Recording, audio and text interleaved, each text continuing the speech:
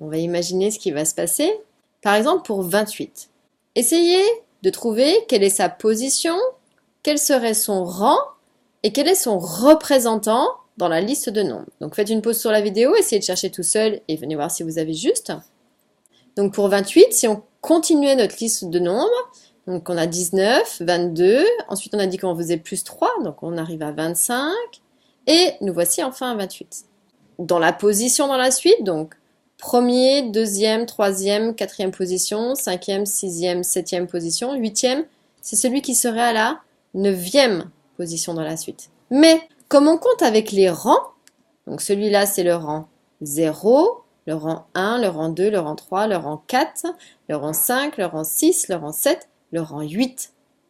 Alors on aurait pu le voir aussi, hein, j'aurais pu voir que dans mon procédé, celui qui est à la cinquième position, c'est le rang 4. On descend de 1, c'est logique, puisque ici, on commence à la position première, mais ça fait le rang 0. Donc on a un décalage de 1. Donc c'est normal que celui qui est à la neuvième position dans la suite, c'est celui qui est au rang 8.